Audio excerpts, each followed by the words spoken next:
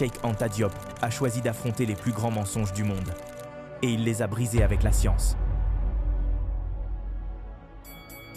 Mesdames et messieurs, aujourd'hui, on ne parle pas d'un influenceur, on parle d'un savant.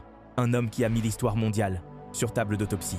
Cheikh Anta Diop, le physicien, l'historien, le linguiste, l'homme qui osa dire « L'Afrique est la mère des civilisations ».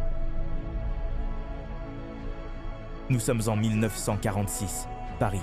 Un jeune Sénégalais de 23 ans débarque avec une ambition démesurée. Il veut comprendre, tout comprendre. Il touche aux mathématiques, à la philosophie, à la chimie, à la physique nucléaire. Et quand d'autres se contentent de réciter l'histoire telle qu'on la leur raconte, lui pose la question qui fâche. Et si l'Égypte ancienne avait été noire? Un pavé dans la mare, un défi lancé à des siècles d'idéologie coloniale. À l'époque, dans les livres d'école, on enseignait que les Égyptiens appartenaient à une civilisation caucasienne, séparée du reste de l'Afrique. Une théorie utile. Elle justifiait l'idée que l'Afrique subsaharienne n'avait jamais produit de civilisation. Mais Diop ne croit pas à ce mensonge. Alors il se tourne vers la science. Radiocarbone, groupe sanguin, mélanine des momies. Comparaison linguistique entre le Wolof et l'Égyptien ancien. Il assemble des preuves, comme un enquêteur obstiné, et toutes pointent vers la même vérité. L'Égypte était africaine. 1954. Il publie Nation nègre et culture. Un choc, un livre qui accuse, qui dénonce, qui renverse la table. Et soudain, le monde académique tremble. Certains applaudissent, d'autres hurlent au scandale. On le traite de révisionniste, de rêveur. On l'accuse de faire de la politique et non de l'histoire. Mais, dans les rues de Dakar, de Lagos, de Kinshasa, ces mots deviennent un cri de libération. Un peuple colonisé venait de retrouver son passé, et donc son avenir. 1974. Le Caire. Un symposium de l'UNESCO. La crème des égyptologues.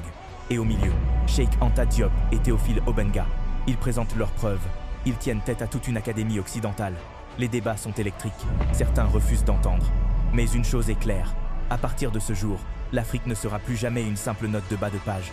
Mais Diop n'était pas seulement un intellectuel.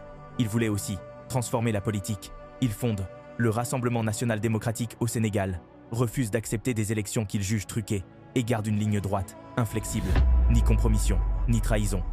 Comme dans ses livres, il exigeait la vérité, même si elle coûtait cher, et son héritage, immense. L'université de Dakar porte aujourd'hui son nom. Des musées occidentaux eux-mêmes réorganisent leurs expositions pour intégrer ces idées. Et chaque fois qu'un enfant africain lève la tête avec fierté, en apprenant que l'histoire du monde commence aussi chez lui, c'est la voix de Diop qui résonne. Alors, que retenir de cette histoire? Que la vérité, même enterrée sous des siècles de mensonges, finit toujours par remonter à la surface. Que celui qui possède la rigueur et la patience des preuves n'a pas besoin de l'approbation des foules pour triompher. Que l'intégrité, refusant les compromis faciles, vaut plus qu'un trône acquis dans le mensonge. Et que la fierté véritable ne naît pas des apparences, mais de la connaissance de ses racines et de la maîtrise de soi. Moi, je fais que raconter l'histoire. À toi de choisir ce que tu veux retenir.